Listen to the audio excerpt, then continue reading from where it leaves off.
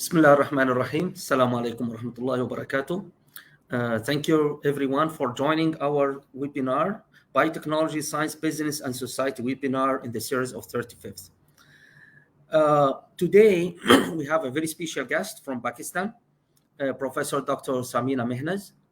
And Professor MEHNAZ, she's a professor at the Kausar Abdullah Malik School of Life Science.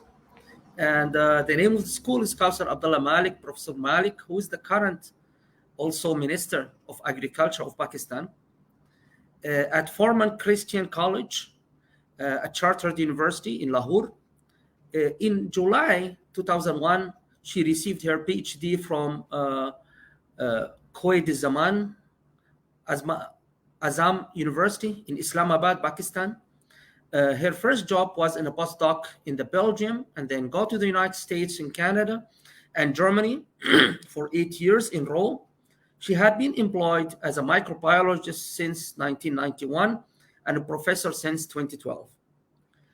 And she supervised many master, PhD, and bachelor level students since 2006. She is also chairperson of KAM SLS from February 2015 to 2023, to June 2023. She was also the first Humboldt ambassador scientist, Alexander von Humboldt Foundation, Germany, for 6 years between 2016 to 2021. And since October 2022, her experience had also been recognized as a vice president, regional branch office of the Pakistan Asian Federation of Biotechnology. She is also the editor of Archives of Phytopathology and Plant Protections. She co-editor of Environmental Sustainability and associate editor for Frontiers in Microbiology. She has 76 papers, 10 book chapters, and 2 books, and have participated in a presence in more than 93 conferences. And she also awarded the Lifetime Award from the ICAP Turkey for the last year. We have citations, more than 4,500, and the H index is 35, with I index of 56. She is a reviewer of 76 journals and having more than 350 evaluations as a reviewer. And most importantly, would like to congratulate you also, Professor MEHNAZ, for being recognized as a top 2% researchers in the world in the field of biotechnology for the last 3 years, since 2020 until today. Prof. MEHNAZ, we are very happy also. We have a letter of collaboration, LOC, between IBD and your university. And we have now also some students exchange. And we are all happy to having you here in IBD webinar and looking to welcome you soon. Yeah, the floor is yours, Prof. MEHNAZ. Assalamu alaikum. Good morning. Bismillah ar-Rahman ar-Rahim. Thank you, Professor Hisham, for the introduction. I was just listening about myself, never thought about it, that there are so many things to tell. And thank you for inviting me for this talk. Unfortunately, my university video presentation could not be uploaded over, so I would just like to brief a little bit about my university. It's an American university taken up by the church. It was built 150 years ago by the Presbyterian Church. And then government took over it in 2003. It was taken back in the government took it 20 years ago, and then it was taken back by the church. And currently we are offering many master's program, around, I think, 19 master's program. And then we have 5 PhD program. The good thing about it that we always promote the diversity there. We have people from different religion, we have people from different countries, and we have people from different provinces of my own country as well.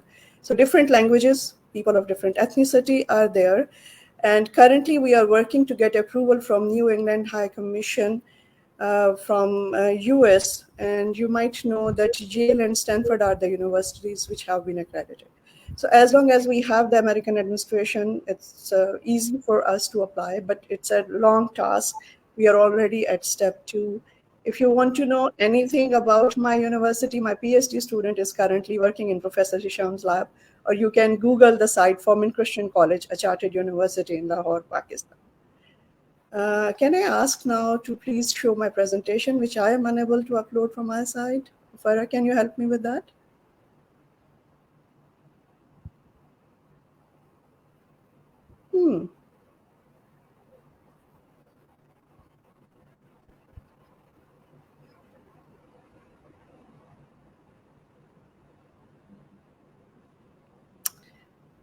Okay, can you put it on a bigger mode or slight mode, because I still see it in a very small.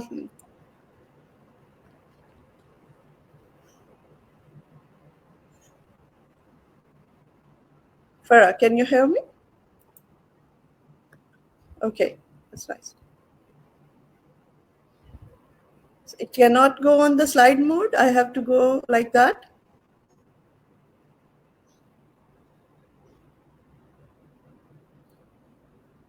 Okay, I will start with that. As Professor Hisham told, that I'm working at Qasr Abdullah Malik School of Life Sciences, and this is the name of my university, which you can Google to learn more about it. We are based in Lahore. And Professor Hisham, I just want to correct one thing in my introduction. You could not pronunciate the name of my university from where I took my PhD degree. It's Quaid-e-Azam University. It's very well-known university in Islamabad. Okay, let's start with my presentation. The title is Microbial Fertilizers and Biological Control Agents for Sustainable Food Security. Why these things are important. Farah, can you go to the next slide, please?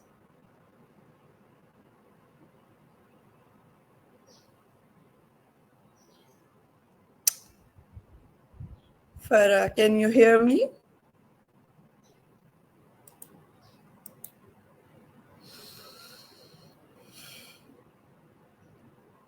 Can we move to the next slide, please?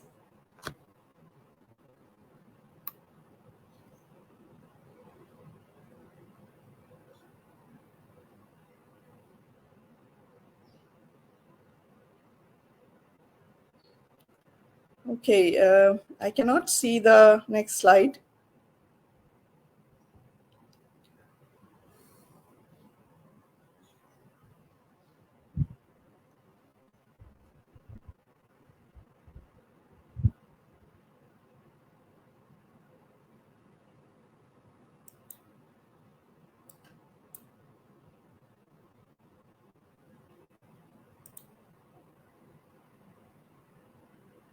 Okay, Prof. Samina, we will try again now to share again. Yes. Okay. Okay. No.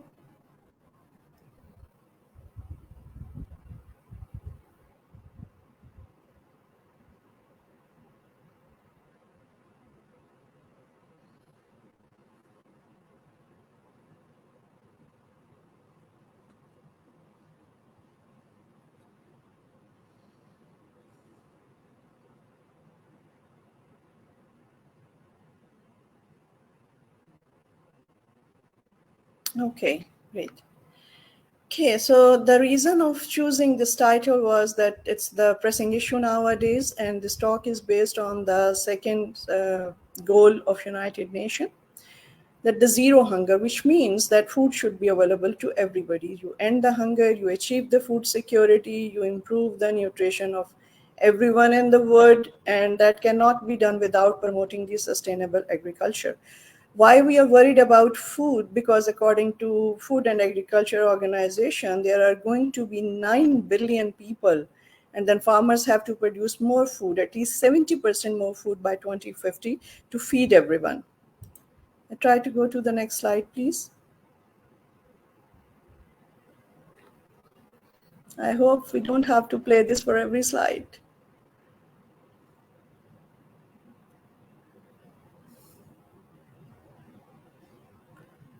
Ah,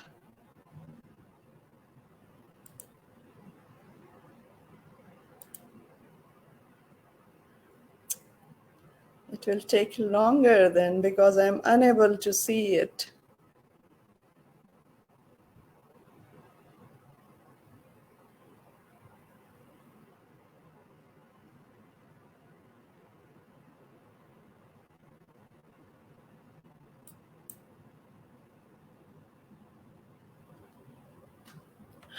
Can you put it in a mode that even it is like this column, it will be bigger one that I can read it, and then we can work in this way?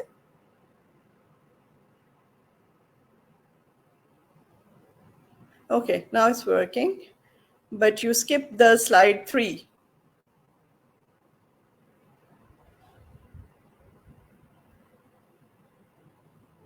I can work with that.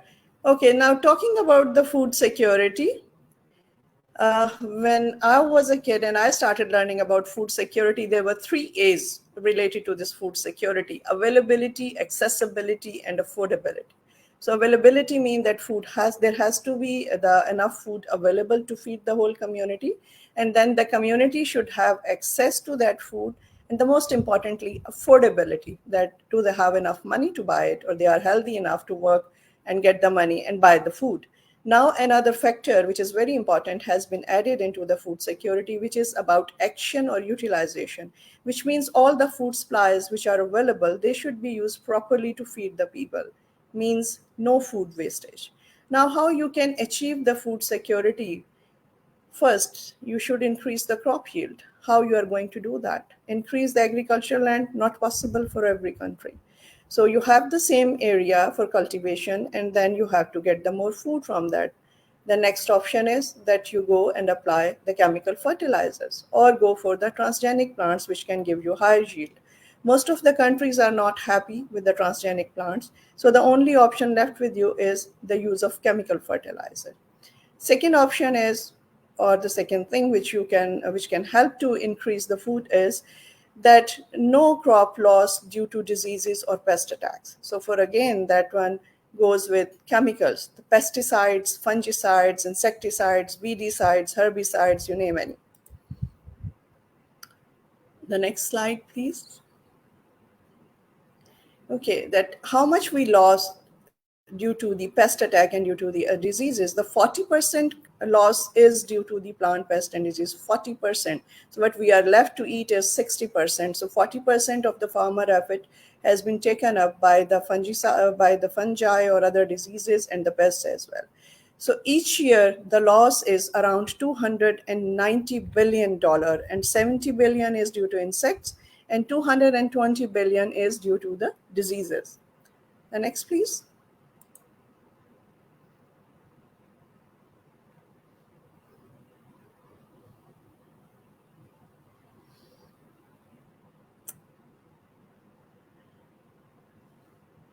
Can you go to the next slide, please?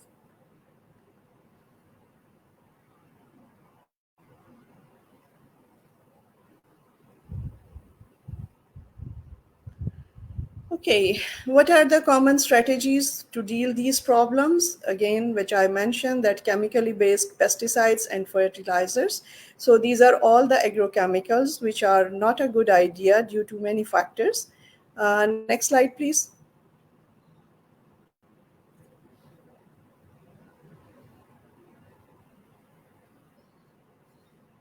Thank you. Then what are the options? If you are not going for the agrochemicals, what are we left with? The agronomic sustainability and the eco-friendly approach is you opt the bio option, right? So what are the bio options? Rather than using the agrochemicals, you go for the chemicals which can be used for the biocontrol purpose.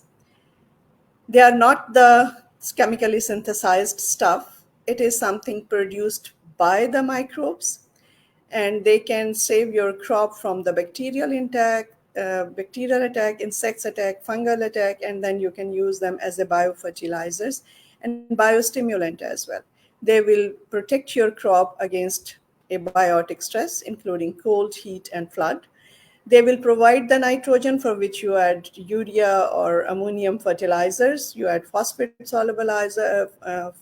fertilizer, potassium fertilizer.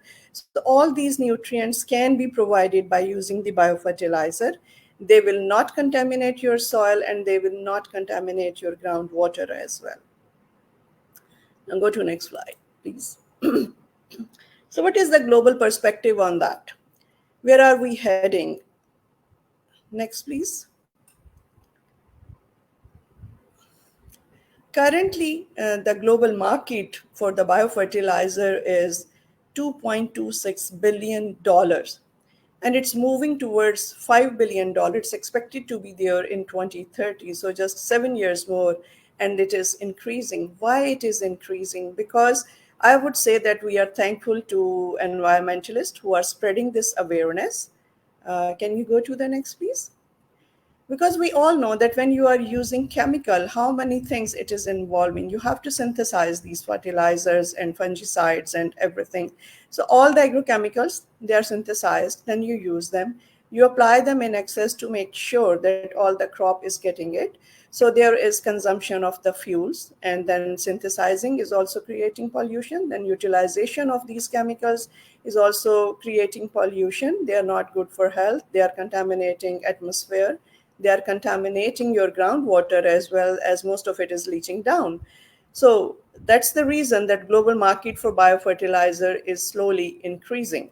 Now, what are the current trends? People are more into the organic farming. People love to buy the organic food. So we are going back from where we started many years ago. The demand for the sustainable fertilizer is increasing, which is more suitable for organic farming. So you will not consume the fuels, you will not contaminate the atmosphere, and you will not contaminate the water as well. So it is economical and eco-friendly. Most of the countries, including my own, we have to import the fertilizers, and we have large number of small farmers than the rich farmers, and these farmers cannot afford these fertilizers. So for them, it's not economical. So what they do, they don't add enough amount of the fertilizer, and that affects on the crop yield. So if we go for the sustainable fertilizers or biofertilizers and biocontrol agents, it will help them. Rising the governmental support. In many countries, government is appreciating it. They are encouraging to use the biofertilizer market. I know that in India, they have introduced it by a policy. If a farmer buy a bag of a chemical fertilizer, it's mandatory for him or her to buy a bag of biofertilizer as well. So yes, the governments are also realizing it, that it's important, and their support is increasing from country to country. Next, please.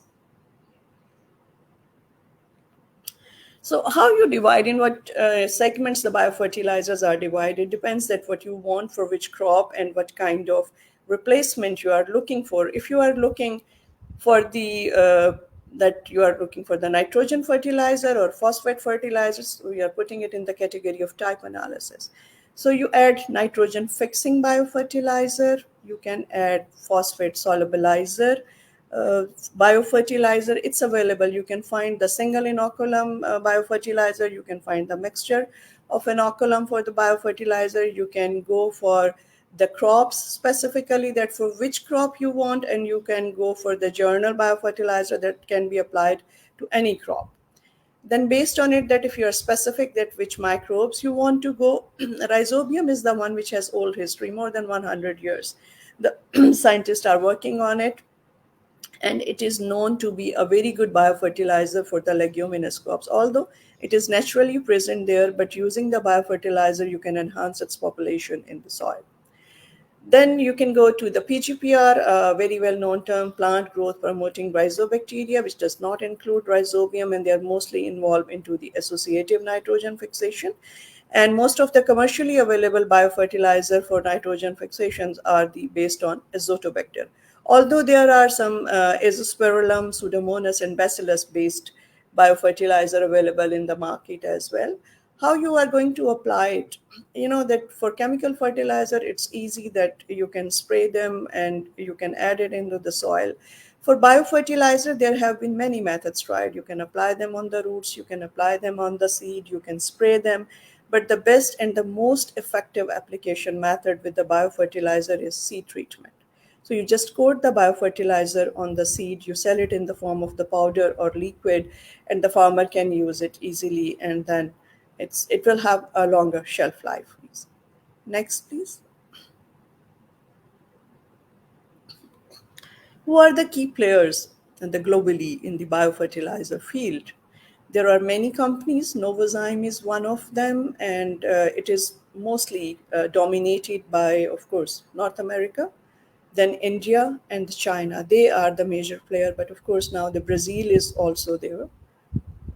Next, please. Now look at the global perspective of the biocontrol agent. Next, please. Okay, why we should go for the biocontrol agent? What's wrong with the chemical control agents? What are the disadvantages? These are hazardous to the human being.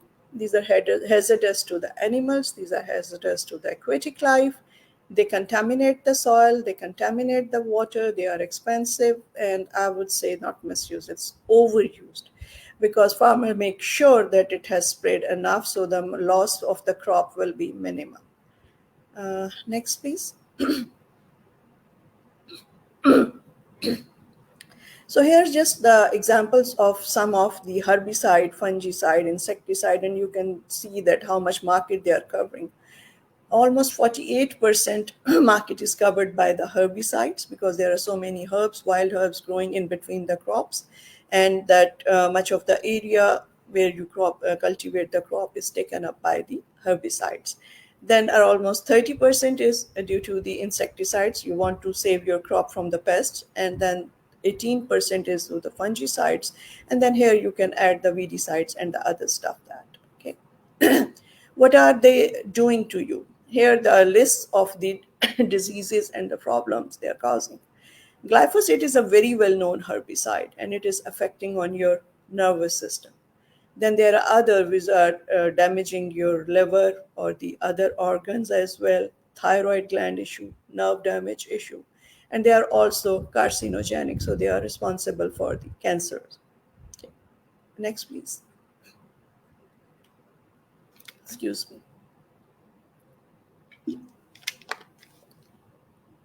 So if you are not going for the chemicals, then what other option you have? You have to use the biocontrol agents as an alternative strategy. From where you are getting these biocontrol agents? Again, the terminology, that PGPR, that plant growth promoting rhizobacteria, but not only these, we have the other microbes which can play the role. And they produce the bacteriocins. What are the bacteriocins? These are the compounds produced by the bacteria to kill the pathogenic bacteria.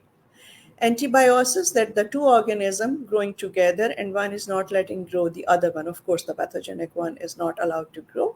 Cytophore production is the production of the chemical by the bacteria, and it chelates all the iron available so pathogens cannot grow. For VOC production, that volatile organic compounds, these are also produced by the bacteria and they kill the other pathogenic organisms. These bacteria also produce large number of the enzymes which they release in the atmosphere, in the soil, and it helps to kill the pathogens. Can we go to the next, showing the examples of the biocontrol agent? Next, please. Okay, so here are the example of some of the bacteria. These are not the all that which are producing these compounds. The bacteriocins, the E. coli is known to produce the colicin. Lactococcus produce the niacin. By the way, niacin is a bacteriocin which is used in the dairy products to inhibit the growth of the pathogen in the food, and it is the edible bacteriocin. Among antibiosis, Agrobacterium produce the agrocin, Pseudomonas produce rhamnolipids, Bacillus produce the bacillicin. Among cytophores, Pseudomonas fluorescens produce the pseudobactin against Arvenia. And HCN production is very well known among Pseudomonas, which can hinder the growth of many pathogens. Among extracellular enzymes, there are many enzymes which are produced by the microbes. They produce the chitinase, which degrade the chitin wall of the fungi. They do produce the beta-glucanases, which kill the fusarium and fusarium oxysporium as well. The next, please.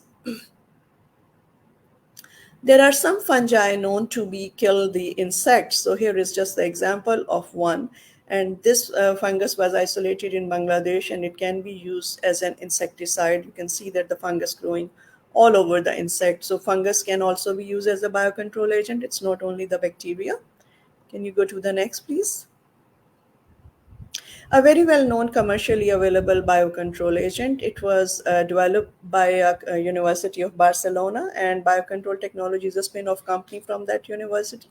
They developed this biocontrol agents from Trichoderma spirillum, and it kills the Fusarium oxysporium and Rhizoctonia solani. Next, please.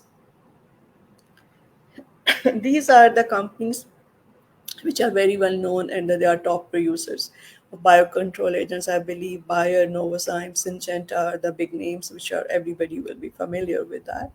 Now, next piece, now talking about where my country stands in all this situation, right?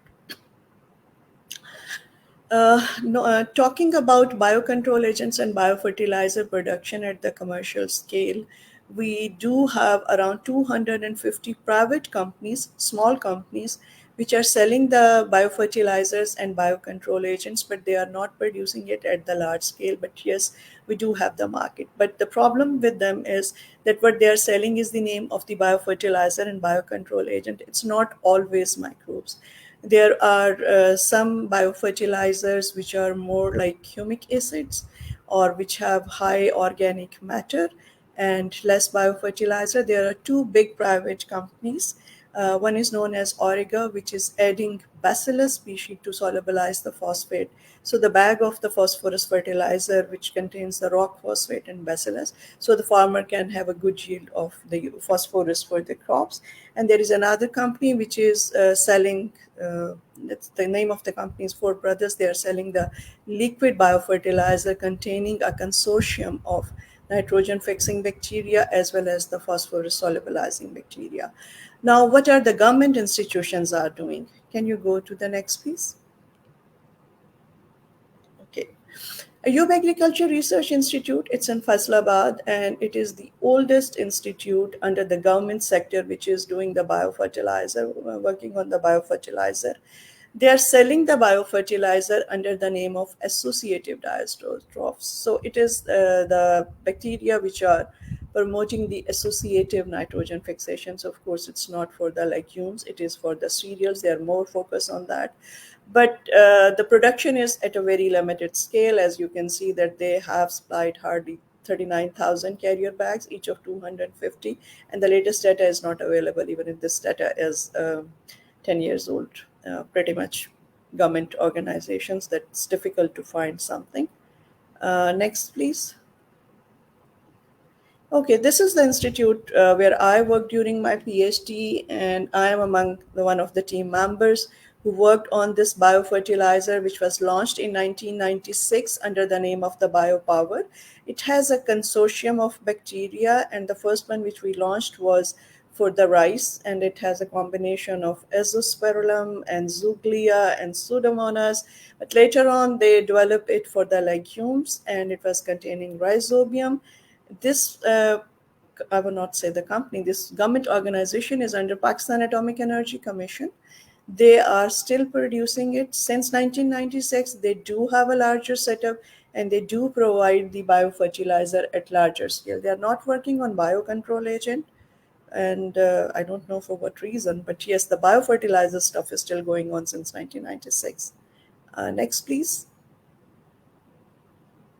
Okay.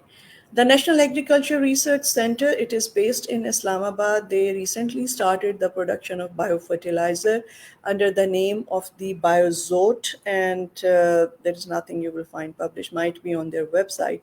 As I said that they started recently, so it suggests that 3,000 culture bags they have distributed among the farmers. You know that in my country, another problem is that the farmers are not educated. So it's not easy to convince them to use the biofertilizer, and biofertilizer does not show the immediate effect which you get from the chemical fertilizer. So if you throw the urea in your crop, you will see the effect in days. But if you talk about biofertilizer, it's more like a homeopathic medicine. It does not destroy anything, but it effect shows, it takes a while to show the effect on the crop. So whenever I know that I was among the team who went to sell the biofertilizer to the farmers, to talking to them in their language and then convincing them not to add the chemical fertilizer initially unless your crop show that it needs a fertilizer, and add the biofertilizer. It was not an easy job. So I believe that awareness and convincing the farmer is also important if you want to promote the biofertilizer in any country. Next, please. Okay, this is an international company. It's a they are selling this. The abbreviation for this one is CABI, the Commonwealth Agriculture Bureau International. They are purely working on biocontrol agent, not on the biofertilizer. and they are helping to reduce the crop loss. Their target is papaya plants, and they are normally working with the insects. Next, please, I will show the progress of this company, how much work they have done in Pakistan. Currently, they have 6 biological control laboratories in 6 big cities of Pakistan, and they're covering almost 1 lab in every province. They have, up till now, they have sold 36 million liters of the biocontrol agents, mostly for papaya, apple, and to avoid the crops from the attack of fruit flies and spider mites. The papaya production is increased, and they have trained, the good thing is that they have trained the people, more than 5,500 beneficiaries, which include 4,000 of the farmers and 1,000 of the technical experts, which normally belong to the agriculture extension sector. The next, please. So where my university stands. Okay, we are working on biofertilizers as well as the biocontrol agents. At this university, we are working on these aspects from 2008. Many master students, undergrad students, and PhD students are working on this aspect. So we have large number of microbes. Can you go next, please? Thank you. So we have isolated the microbes from many plants, especially with the cereals, which is the focus of my group. Next. Okay, overall in journal, we have isolated the microbes from the mesophytes, halophytes, xerophytes. We have large number of microbes. They have been screened for their P2P activities. Can you go for the next slide, please?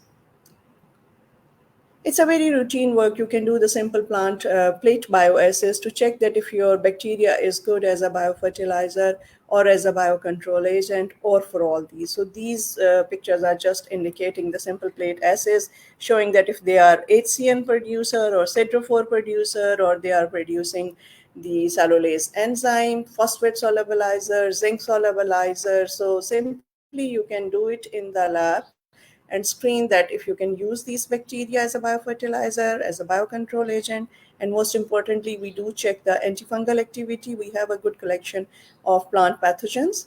Can you go next, please? Okay, here are some fungi which we have isolated from the plants ourselves, and we screen all our microbes, whatever we isolate, going through the agar-well diffusion to see that if they are effective against the plant plant pathogens or not. Can you go to the next? Okay. We do have greenhouses, we do have some small fields, and we do have controlled temperature room. So most of the work we do is that in climate room, we work with these microbes, check them under completely sterilized condition, and we have worked with the corn. Wheat was our priority. So the wheat, rice, corn, and cotton, I believe so, and some vegetables we are working. The result I'm showing here is from the plant experiments done in the controlled temperature room, where we grow the plants in sterilized sand, we feed them with a hogland, and then inoculum is provided mostly as a single inoculum at the root level. Okay, next please. Okay, last year I did get a chance to use the field facilities and work with the vegetables. So initially the work was done in the controlled temperature room. So the plants were harvested after 1 month. So all we get to know is that green parameters, that root length, shoot length, these are affected. Then we got a liberty and went to the field and repeated this experiment 3 times in the field without any chemical fertilizer, without any fungicide, without the use of any agrochemicals. So we did not add anything other than our bacteria. So these are with a different strain of Pseudomonas applied as a single inoculum as a seed coating. And we saw a really a big difference, not only in the health of the fruit, number of fruit was more and number of flowers were more. We do not have a product yet. We are working on that, and I believe once my student will be finished work with Professor Hisham, we might be able to launch something in the form of product which we can sell to the farmer. Next, please. Okay, here we come to the conclusion. Initially, we came across to the green revolution when agrochemicals were introduced. Now we are tired of them. Now we are facing the hazards created because of them, fuel deficiency, environment problem, health issues. So what we do now, what we need now is a next generation of the green revolution to achieve the food security. So what we can do is that we can deploy the microbes, which are very natural, existing everywhere, but only biofertilizer and biocontrol will not help. It has to be coupled with agronomic practices to escalate the effect. Trust me, we can get rid of agrochemicals, but not in a year or so. It's a very slow process. And ultimately, we have to convince our farmer community, we have to convince our governments that this is the way to go. Can you go to the next? I just want to show the list. This is the reference. These are the list of the references from where we collected this information. All the slides and data was taken from these articles. Next, please. Yeah, this is the beautiful building of my university, which housed the science faculty. We have physics, chemistry, biology, math, and stats here. And top two floors, these are occupied by our department, the Professor Abdullah Malik School of Life Sciences. And yes, thank you very much for your time.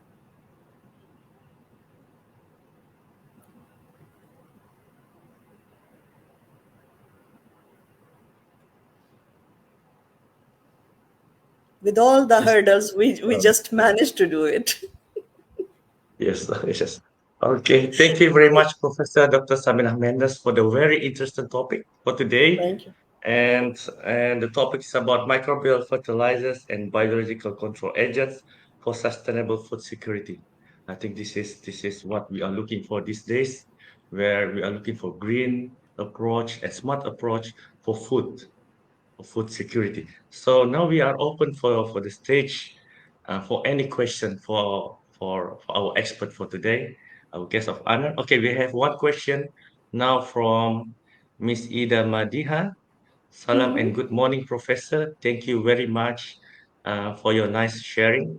So we would like to ask, how do microbial fertilizers differ from traditional chemical fertilizers in terms of promoting sustainable agriculture and food security? Thank you again, Prof. Yes, Prof. Okay, their mechanism is different. It's not contaminating soil, it's not contaminating water, it's not consuming your fuels. It is economical, it's affordable, and of course, they are promoting the growth of the plant in the same way as the chemical one does.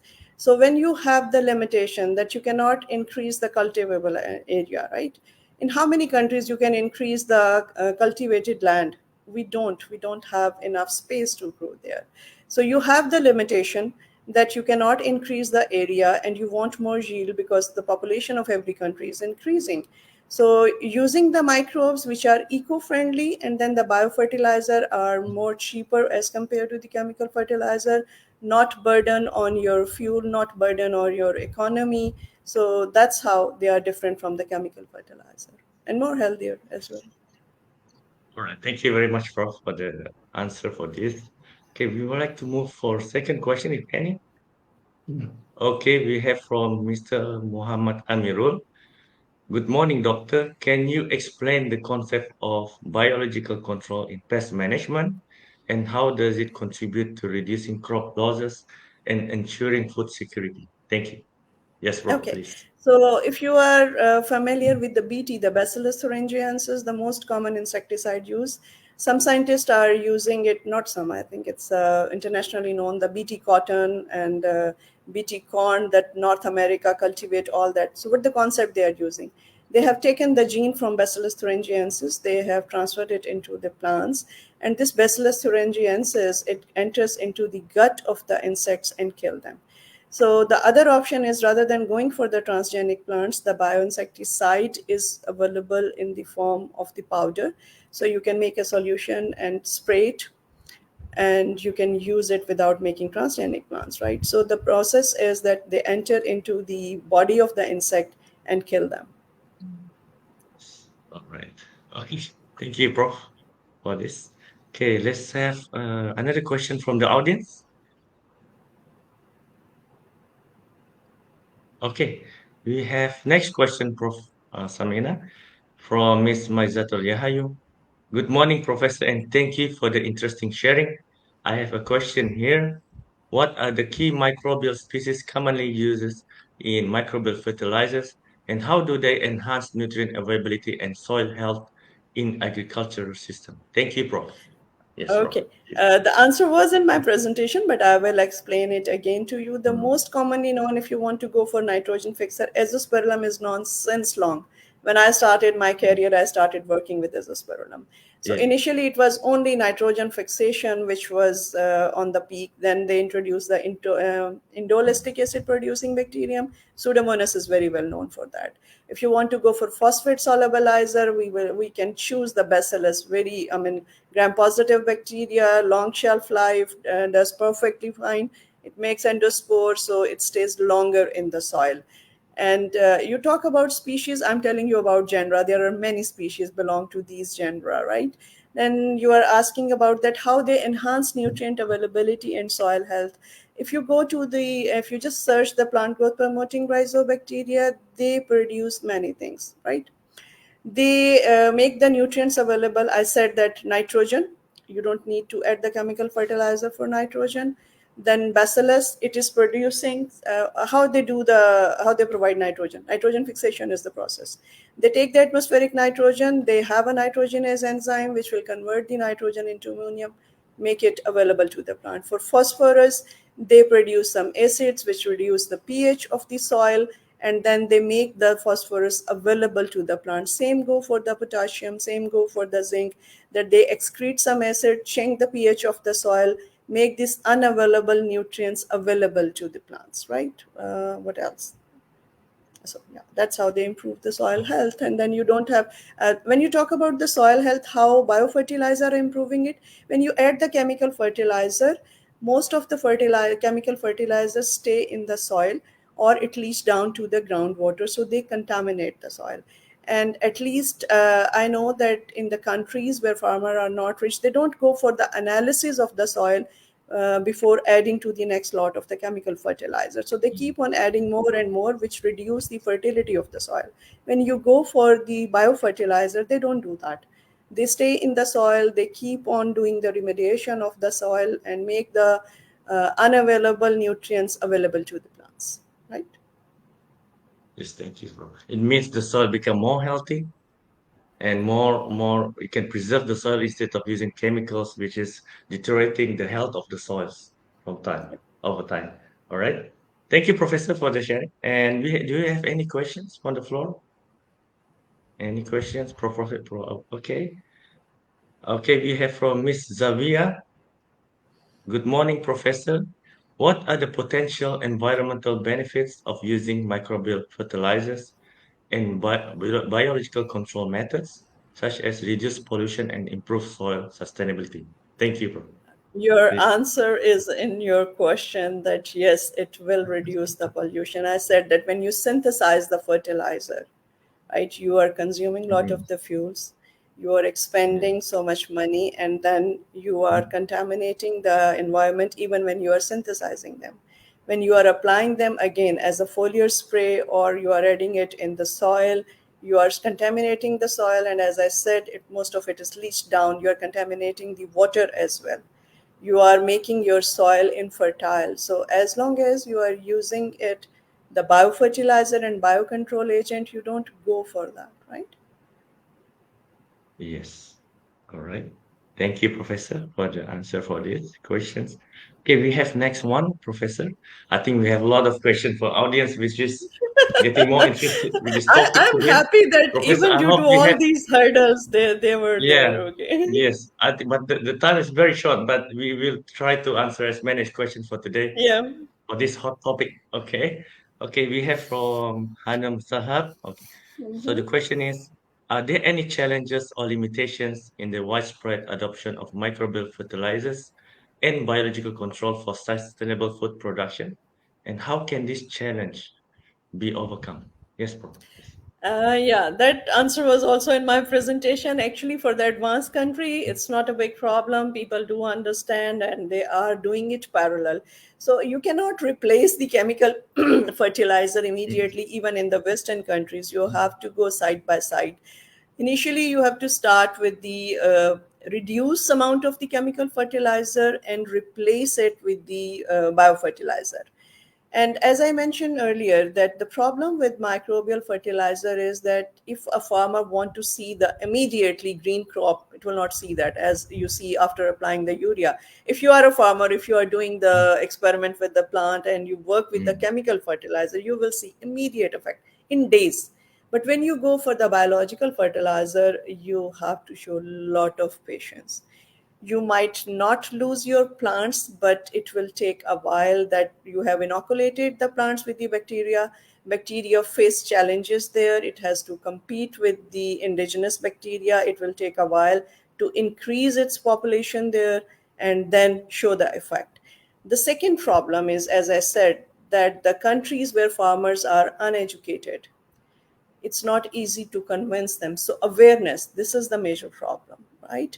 So farmer has to be aware to show that what problem are coming due to chemical fertilizer, not only economical, right?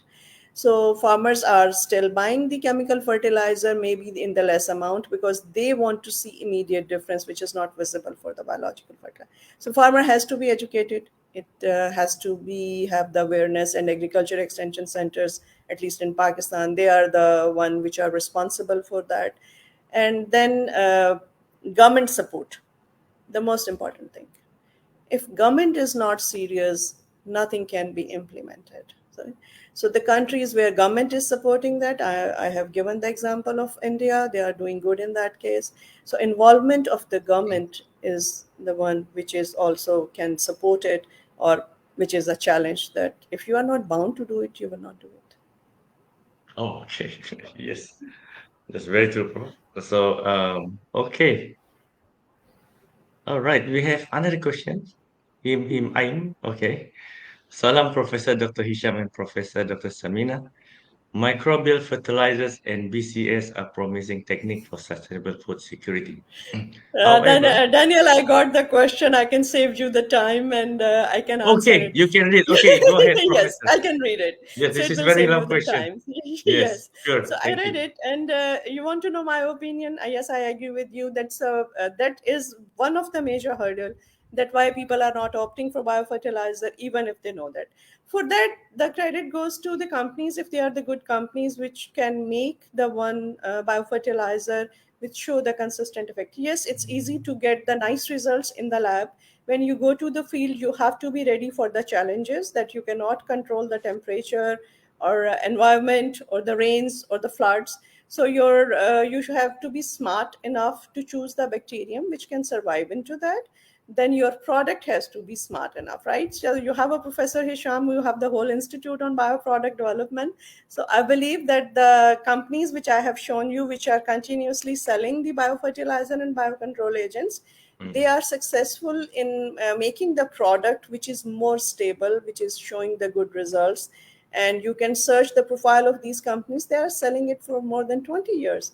So yes, there are companies who have made the stable product. The problem why you get unstable results, in publication you will see a unstable results. So people like you and me, or the researcher, uh, we might face these things. You go from one field to another field, one locality to other location, you get the variable results. But when you are talking about a product, then you can get the stable result, and especially the seed coating is one of them. So yes, I do agree, when you go at the researcher level, we get the results. If you pull out all the publications, you will see unstable results, you will see the reviews on that. But when you go for the commercial level, you should check the profiles of these companies, that how successful they are, how they are getting results, why farmers are buying these biofertilizers and biocontrol agents again and again. So it means they have the strategy and they have the techniques to make the product which are more stable, right? Okay, Professor, thank you very much for the session sharing question and answer. And I think this is the last questions for for today. I think we have a lot more questions, but for audience, if you Okay. have any questions, you can go to our website, Institute of Bioproduct Development, to ask, or you can email to Professor Dr. Samina Menas. We Yeah, can keep sure. you in contact. Mhm. And Professor, thank you very much for your time for today, for your talk, for Thank your you so sharing, much. for your patience, and we are sorry for some of the technical That's errors during okay. the session, but for the I'm patient of glad that knowledge, we were able to manage it. yes, yes, for the patient of knowledge, we still go through. We don't want to miss you for today. And with that, I would like to say thank you, and would like to invite Professor Dr. Hisham, our Director for Institute of Bioproduct Development, to be on the stage again. Thank you. Yes, Thank you please very welcome, much. Professor. Yeah, thank you. Thank you very much, Prof. Samina. Thank you very much, Dr. Daniel, for having such a dialogue about sustainability, food security, good agriculture practice, biofertilizer, biological control. It was a very heavy meal for the morning session. It's And more heavy for me. 7:30, around 8 o'clock. oh, thank you very much for for this early morning presentation. And I believe this is a timely issue, which is touching everyone concerned about the safe food, especially nowadays, how to shift from hazardous chemicals in agriculture to a safe food. And one of the issues, which is just even last week, I was in Indonesia for a conference, and I highlighted something like Prof. Samina today mentioned about the limitation of using biofertilizer, biological control, which is usually the cost and the immediate see the result. And I would like just to share with you two things. The main problem is most of the lands now are rented by farmers. They don't own the land. It means they don't care about the soil sustainability. If the soil is dead, they just rent another one. If it's heavily contaminated, they just rent another one. It's almost like you are a Grab driver and this is not your car. Then you don't care about the land. And they need to have some policy, which is like example, if you rent a house, you need it to keep it so clean as you rented, as same renovation as you rented. The same for the soil analysis. When you give a land for rental, you need to return it back with the good soil quality as you take.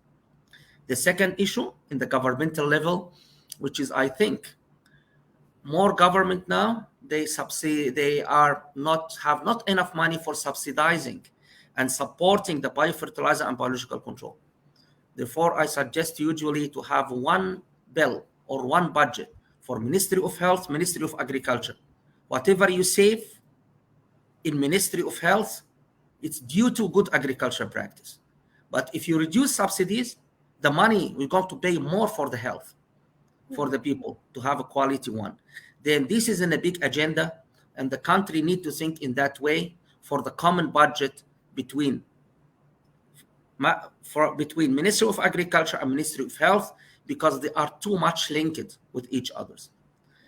With this, I would like to say this could be a good topic, Prof. Samina, for have a joint publication, not among scientists, but giving alarming to the decision makers, to the government, which is we as a scientist, we are not need just to publish scientific articles, but we need to also to educate our decision makers about the importance of the green technology, what we are developing here in our lab. With this, I would like to say thank you very much, Prof. Samina. And I am looking to having you physically here in Johor, to having a very nice Inshallah. lecture in our institute. We have 120 seats auditorium in IBD, and I am sure your day to come to deliver your lecture, it will be more than full. Thank you I will very try much, my best. Prof. Samina.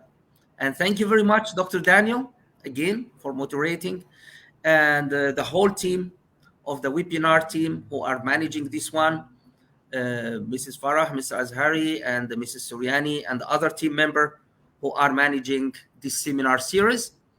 And with this, I would like to say thank you very much. Thank you very much, Professor Hisham, and thank you very much, Professor Daniel. Thank you. Thank you.